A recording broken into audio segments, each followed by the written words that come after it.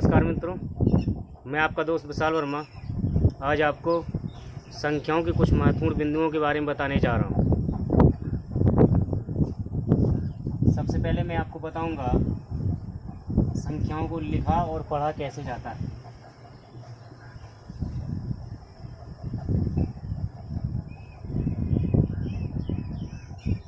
संख्याओं को लिखने और पढ़ने का तरीका।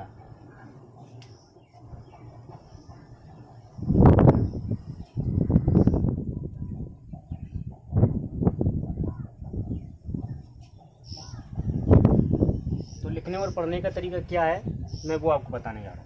सबसे पहले आप ये देखेंगे कि संख्याओं को किस प्रकार पढ़ते हैं। हम संख्याओं को बाईं से दाईं की तरफ पढ़ेंगे।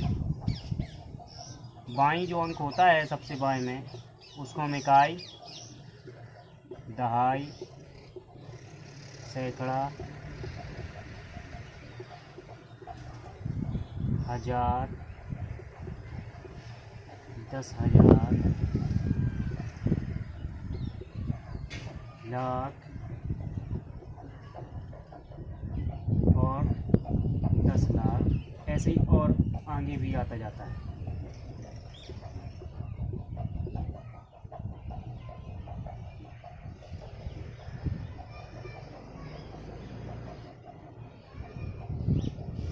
अब कोई भी अंक यदि आपने यहाँ पे लिखा है, यहाँ लिख दिया तो इकाई का अंक हो जाएगा।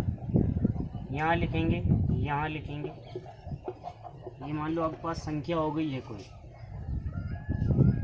ये संख्या है। अगर इसको आपको लिखना है तो आप कैसे लिखेंगे? तो सबसे पहले आप ये देखेंगे कि लाख और 10 लाख के अंकों को मिलाकर पढ़ा जाता है, 1000 10,000 के अंकों को मिलाकर पढ़ा जाता है, और बाकी फिर इकाई और दहाई के अंकों को मिलाकर पढ़ेंगे।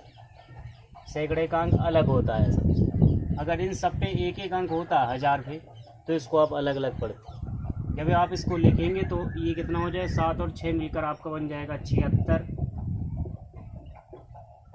कितना है ये? लाख की श्रेणी में, इसलिए इसको हम लाख पढ़ देंगे। 76 लाख। अब 1000 और 10,000 दोनों 1000 की श्रेणी में आते हैं, इसलिए 5 और 4 54 हो गया, यानी 54,000। और ये 3 अकेला है। सैकड़े का मतलब होता है 100, तो ये रहा 300। 2 पे 9 कितना होता है? 29। तो ये आपकी संख्या हो गई। इस प्रकार आप इसको पढ़ेंगे। ये क्या हो गया है कि 76,54,329। ये आप कौन सी पद्धति पढ़ रहे हैं? भारतीय प्रणाली। आप इसको यह लिख सकते हैं, भारतीय अंक प्रणाली है ये, या भारतीय पद्धति में संख्याओं को लिखने का तरीका है। आप इसको इस प्रकार लिख सकते हैं।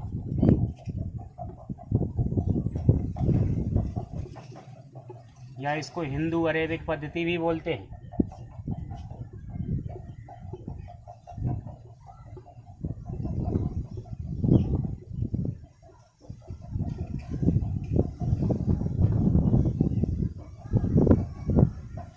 कुछ भी लिखा आ जा सकता। इंग्लिश मीडियम वाले इसको पढ़ते हैं, इंडियन सिस्टम होता है ये। अब मैं आपको बताऊंगा इंटरनेशनल सिस्टम, यानी अंतर्राष्ट्रीय पद्धति में इसको कैसे लिखेंगे। अंतर्राष्ट्रीय पद्धति यानी इंटरनेशनल सिस्टम।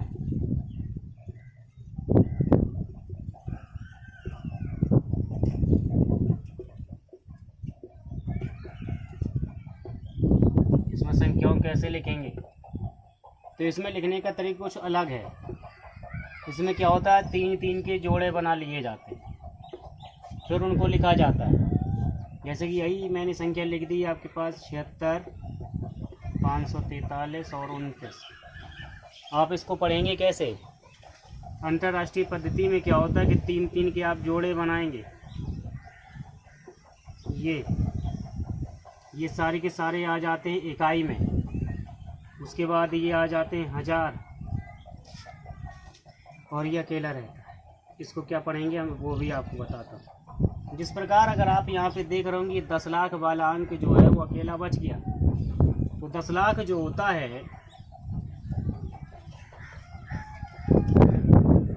1 मिलियन के बराबर होता है।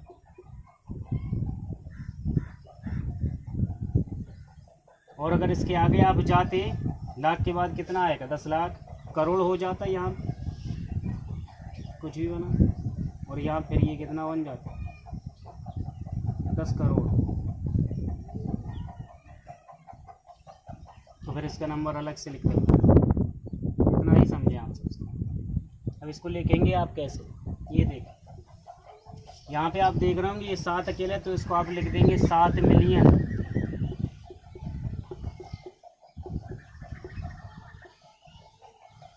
654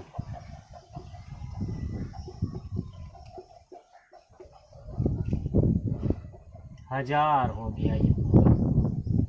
ये आपको याद रखना, ये सारे के सारे काय में आ जाएंगे, हजार की श्रेणी में आएंगे। और ये सारे के सारे इकाई में आते हैं, यानी 329, 7,654,329।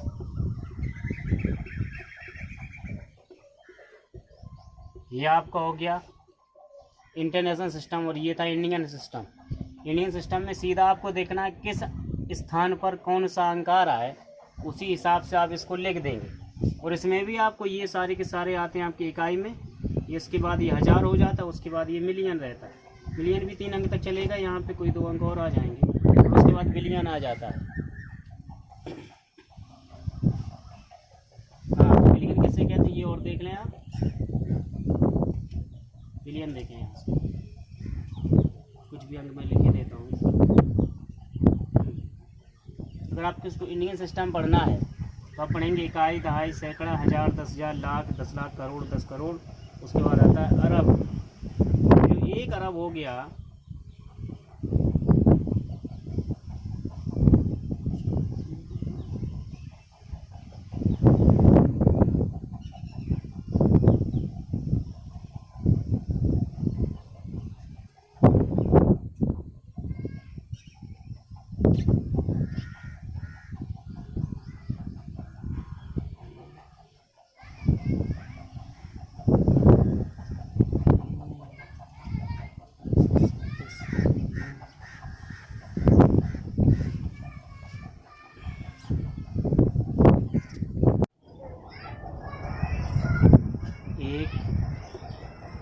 अरब को 1 बिलियन बढ़ा जाता है,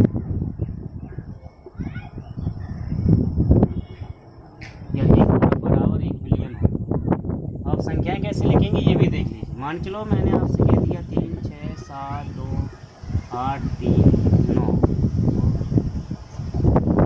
ये मान।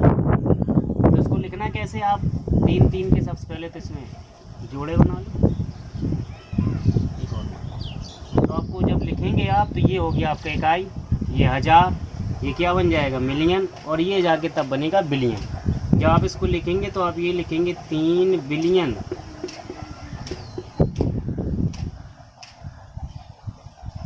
और 367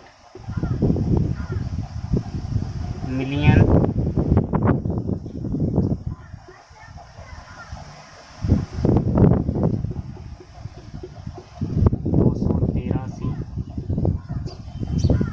283,924।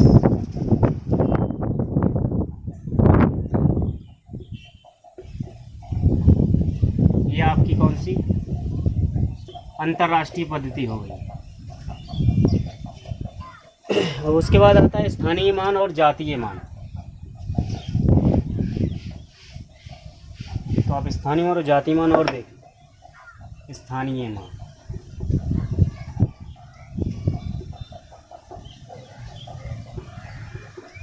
स्थानीय मान संख्या में अंकों का निकाला जाता है। जैसे ये लिखा हुआ, अगर मैं पूछूं आपसे इसे 6 का स्थानीय मान कितना होगा, तो आप देखेंगे सबसे पहले कौन से स्थान पर है। यहाँ से आपने पढ़ा इकाई, दहाई, सैकड़ा, तो सैकड़े का मतलब होता है 100। तो यानी 6 में जब आप 100 से गुणा करेंगे तो ये इसका स्थानीय मान आ जाएगा 600। जिस स्थान पर जो भी अंक स्थित होता है उसमें उतने से ही गुणा करने पर उस अंक का स्थानीय मान निकल आता है। अगर मैं आपसे पूछूं 5 का स्थानीय मान, तो आपने 5 को देखा ये 1000 पर स्थित है, तो आपने इसमें 1000 से गुणा कर दिया, तो ये कितना हो जाएगा, इसका स्थानीय मान 5000 हो गया। 7 का निकालेंगे तो 10 में यानी 2.5 के अंक पर है, तो 2.5 का मतलब 10 होता है, तो इसका स्थानीय मान 70 हो जाएगा। और इकाई का मतलब 1, तो 8 में 1 से गुणा होगा तो 8 रहेगा। और 3 का मतलब, अब अगर 3 का पूछेंगे तो आप यहाँ से पढ़ेंगे इकाई, दहाई, सैकड़ा, हज़ार, 10,000, तो यानी 3 जो है वो 10,000 में स्थान पर स्थित है, तो इसलिए 3 का हो जाएगा 30,000। ये आपका क्या हो गया, स्थानीय मान। अगर मैं आपसे कहूँ जातीय मान क्या होता है, अगर किसी भी अंक का जातीय मान निकालेंगे तो वही होगा उसका जातीय मान जो वो अंक है, यानी 5, 6, 7, 8, ये मान लो किसी भी अंक का स्थानीय मान निकालना। 2 का निकालेंगे तो 2 का जातीय मान 2 आएगा, 8 का 8 ही निकलेगा, 7 का 7, 6 का 6, 5 का 5। यानी जातीय मान कभी भी किसी अंक का नहीं बदलता है, स्थानीय मान बदल जाता है। किस स्थान पर वो स्थित है इसलिए उसका स्थानीय मान भी अलग अलग होगा। तो स्थानीय मान को अंग्रेजी में हम कहते हैं प्लेस वैल्यू, इसको कहते हैं फेस वैल्यू।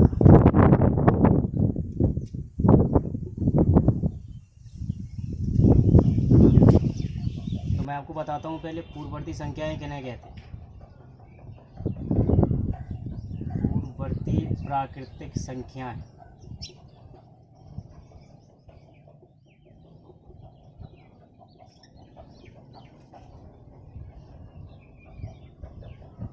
जिसे हम कहते हैं प्रेडिसर।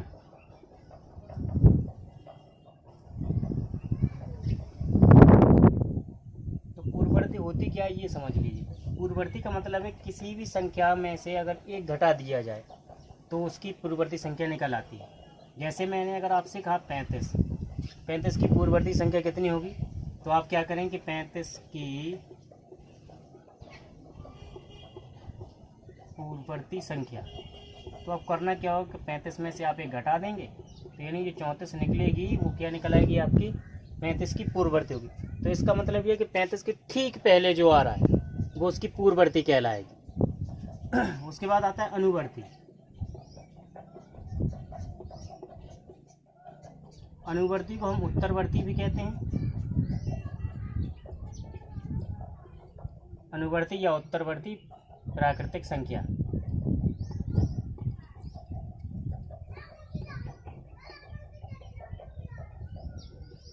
तो ये क्या होती है, इसको हम अंग्रेजी में सक्सीसर भी बोलते हैं। तो इसका मतलब है कि यदि की संख्या में एक जोड़ दिया जाए तो वो क्या निकल आएगी, अनुवर्ती संख्या निकल आती है। यानी अगर मैंने कह दिया 35 की अनुवर्ती संख्या क्या होगी,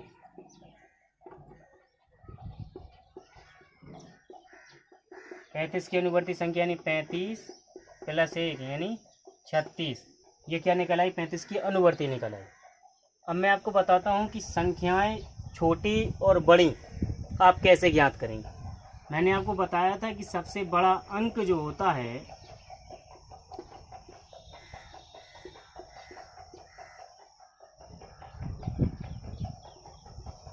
सबसे बड़ा अंक होता है 9 और सबसे छोटा अंक होता है 0 और सबसे छोटी संख्या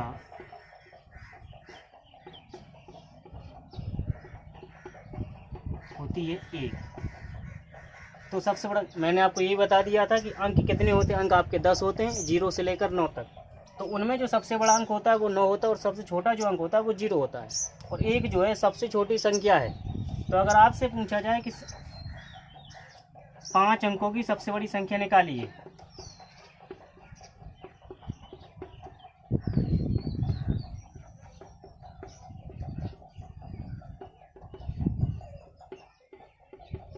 पाँच अंक सबसे बड़ी संख्या क्या है। अब देखेंगे आप सबसे बड़ा अंक क्या है, 9 है आपका, तो आप 9 को ही 5 बार लिख दो, तो ये आपकी 5 अंक सबसे बड़ी संख्या बन गई। अगर कोई पूछे तो सबसे छोटी संख्या 5 अंकों की, तब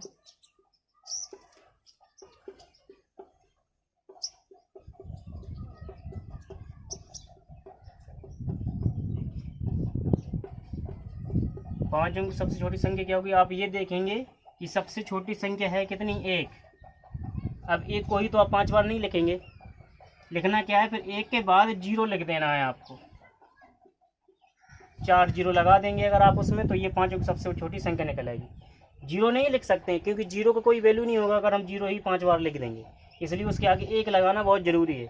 1 लगाने के बाद आप अंक गिन लेंगे, हमारे कितने अंक कम हो रहे हैं उतने ही 0 आप इसे फिट कर देंगे। इसके बाद आप कुछ भी 3 अंकों की पूछे अगर सबसे बड़ी संख्या तो आप 3 बार 9 लिख लें। 3 अंक सबसे छोटी संख्या पूछे तो आप 3 ऐसे ही लिख लें। 1 लिखने के बाद कितने अंक शेष बच रहे हैं आपके स्थान, 2 अंक बच रहे हैं, तो आप उनमें 2 में क्या रख देंगे, 0 रख देंगे। तो ये आपकी क्या निकल आएगी, 3 अंकों की सबसे छोटी संख्या। सबसे बड़ी संख्या ये हो जाएगी 3 अंकों की। तो इस प्रकार आप सबसे छोटी और सबसे बड़ी संख्या निकाल सकते हैं। प्रथम n संख्याओं का योगफल।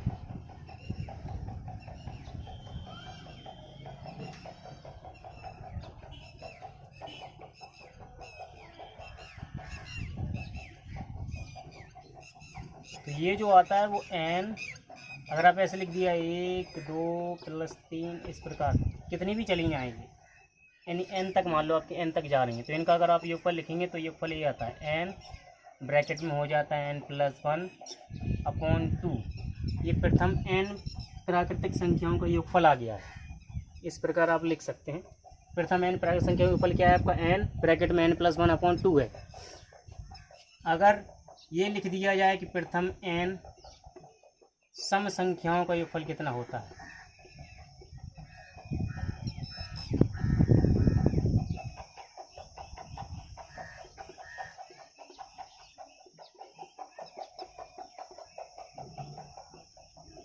सम संख्याओं के फल यानी 2 4 6 इस प्रकार कहाँ तक, n तक अगर ये संख्याएं गई हैं तो इनका योगफल कितना आएगा।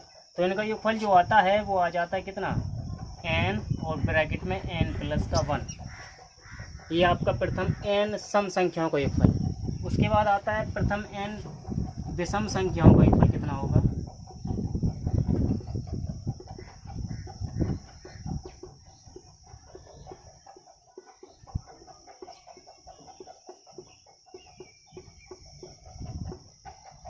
प्रथम n विषम संख्याओं का योगफल यानी जो बनेगा आपका, यानी विषम संख्या 1 3 5 7 इस प्रकार कहाँ तक, n तक अगर जाएंगी तो इनका योगफल कितना बनेगा आपका, केवल n² आता है। आप इसे याद रखना है कि प्रथम n विषम संख्याओं का योगफल n² है, सम संख्याओं का योगफल n+1 है, और n संख्याओं के योगफल प्राकृत संख्याओं का योगफल जो कितना बन जाएगा, n+1/2। उसके बाद आता है आपका प्रथम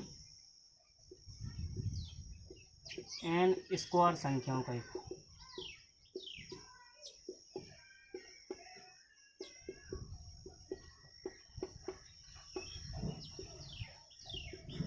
n तक ही जानी चाहिए, यानी 1 का स्क्वायर + 2 का स्क्वायर + 3 का स्क्वायर, इसी प्रकार कहाँ तक है, n²।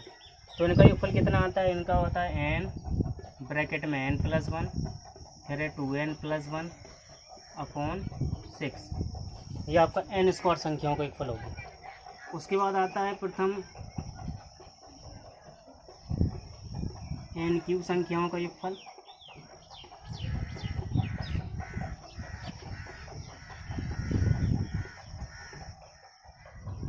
तो वो कितना होता है, यानी n³ आप मान लेंगे 1 का क्यूब 2 का क्यूब 3 का क्यूब, इसी प्रकार कहाँ तक जा रहा है, n³ तक। तो इसका जो योगफल निकलेगा वो होता है n² ब्रैकेट में हो जाता है n+1/4। ये आपके फॉर्मूले एक बार और रिपीट कर लें। प्रथम n प्राकृत संख्याओं का योगफल कितना होगा, n+1/2। प्रथम n सम संख्या का योगफल कितना है, n+1। विषम संख्याओं का योगफल कितना है, n² संख्याओं का योगफल कितना है, n+1 2n+1/6। और n³ संख्याओं का योगफल कितना है, n² और n+1/4। मैं आशा करता हूँ आज का लेक्चर आपको पसंद आया होगा। अगर आप चैनल पर नए हैं तो हमारे चैनल को लाइक शेयर और सब्सक्राइब करना ना भूलें। धन्यवाद।